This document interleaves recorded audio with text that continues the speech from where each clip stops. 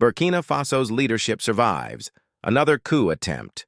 But this time, its personal Burkina Faso's military-led government just announced it has thwarted yet another attempt to overthrow the leadership, this time allegedly masterminded by a former army officer.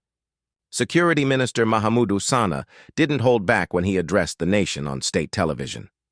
"We stopped multiple destabilization efforts, but anyone who's been paying attention knows this isn't new. Captain Ibrahim Traoré has been a marked man since day one." In April 2025, something chilling unfolded within his inner circle. One of his own bodyguards was reportedly offered $5 million to assassinate him. The guard refused. Instead, he exposed the plot. That moment changed everything. Traoré didn't panic. He didn't give speeches. He went silent, then got to work. They say a wise leader doesn't just build walls. He makes sure every stone watches, every window listens, and every door shuts tight. That's exactly what Traoré did. Behind the scenes, he launched what insiders now call the lockdown doctrine, a sweeping transformation of the people, protocols, and power structure surrounding the presidency. Loyalty became more important than rank. Intelligence outweighed tradition. Security. Rewritten. The first major overhaul was his own security. The once elite presidential guard was dismantled and rebuilt from scratch. Entire units were dissolved. New personnel were drawn from lesser-known military branches and subjected to deep background checks. Everything from school records to tribal affiliations to foreign contacts was scrutinized. But Traoré understood that coups aren't just pulled off with guns. They're born from whispers, betrayal, and misplaced trust. So he went further. Encrypted communication replaced standard phones. Foreign NGO connections were quietly severed. Anyone with close ties to embassies or external governments was removed from sensitive positions. And then he resurrected an old, nearly forgotten agency, the Office of Internal Counterintelligence.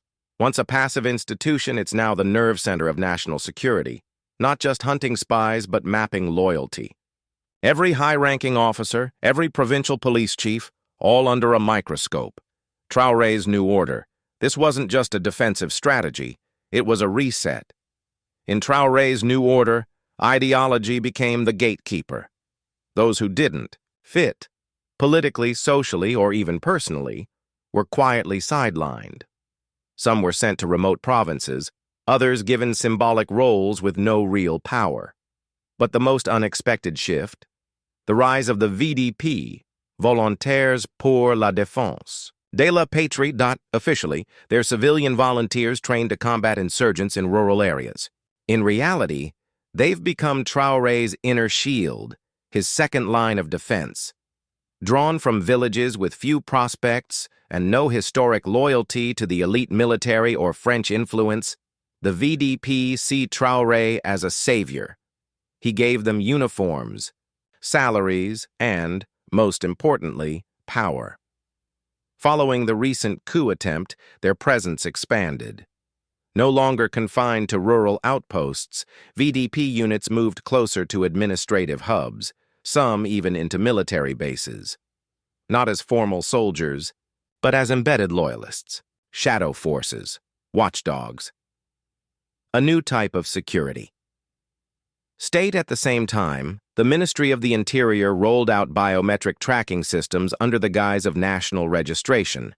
But it soon became clear these systems were also designed to monitor flagged individuals. Every movement, meeting, and transaction could be tracked in real time. If it sounds like Traoré is tightening his grip, it's because he is. But consider the environment he inherited. Burkina Faso isn't a peaceful democracy. It's a nation under siege, with insurgents torching villages, foreign NGOs suspected of pushing hidden agendas, and regional instability worsening by the day. Traoré wasn't just reacting to an assassination attempt.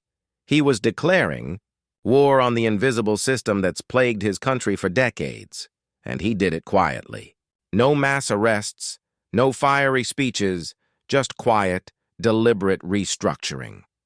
A fortress of flesh and data information became the most valuable weapon. Those who conspired against him were left guessing. All they knew was that someone had flipped, and the president they failed to kill was now more guarded, more alert, and more dangerous than ever. Suddenly, the rumors of other plots faded. Ambitious officers requested transfers to lower-profile posts. Ministries locked down. Even foreign critics admitted Traoré's security revamp was unprecedented in a region where coups usually drag on for years. He sent a clear message. He's not going anywhere, but no fortress is flawless. High walls only work if the gates stay shut. So the real question isn't how Traoré protected himself. It's why he had to. Before anyone criticizes his iron grip, they need to understand what he walked into. Burkina Faso hasn't been a functioning state. It's been in survival mode. Presidents don't retire, they vanish. Leaders aren't voted out. They're gunned down or betrayed. When Ibrahim Traoré took power in September 2022, he wasn't moving into a palace. He was stepping into a minefield. The man he replaced, Paul-Henri Sandaogo Damiba, had promised to fix all this. He didn't. So Traoré took a different approach, and now he's rewriting the rules. Traoré's rise, from hope to crosshairs after. Toppling former President Rochmark Christian Kabore, Paul-Henri Sandaogo Damiba was supposed to restore order. But instead of bringing peace, he became everything the people were tired of: indecisive, too cozy with France, and slow to act. While he gave speeches, villages were burning, the army was fracturing, hope was fading fast.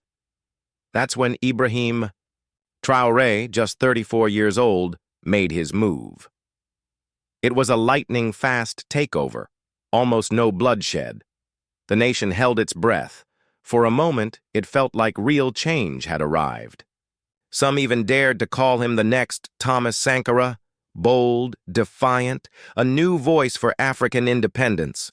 But the honeymoon didn't last. The moment he took power, the threats started stacking up. Between 2023 and 2024, there weren't just rumors. There were 4 real coup attempts, each more serious than the last. These weren't fantasy. These were real plots with real people ready to take him down. The first coup came just months into his rule. A group of officers still loyal to Damiba tried to unseat him, some with quiet backing from neighboring powers, uncomfortable with Traoré's anti-French stance. But the plot leaked. Traoré moved fast. Arrests followed, and in one sharp moment he reminded the nation. Enemies don't always hide in forests or speak foreign tongues. Some wear medals, shiny boots, and speak the language of colonizers. But things didn't settle. The second and third coup attempts were quieter, and in many ways more terrifying. One originated from mid-ranking officers at a strategic base outside the capital. They didn't march or mutiny. They whispered, built alliances, and stoked unrest over delayed pay and sweeping reforms. The fourth shook the very foundations of the state. It came from inside the gendarmerie, the elite internal force tasked with protecting the nation. If betrayal had reached them, then no institution was safe. The cracks weren't just in the army.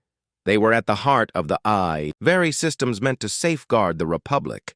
And Traoré had to evolve. Fast.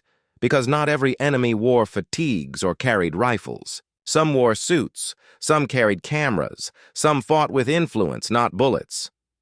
Foreign diplomats began paying a little too much attention to domestic affairs.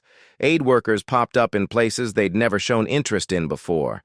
And the old, political families, the ones that had gone silent after Traoré's rise, started poking their heads up again, like they were testing the air, waiting to strike.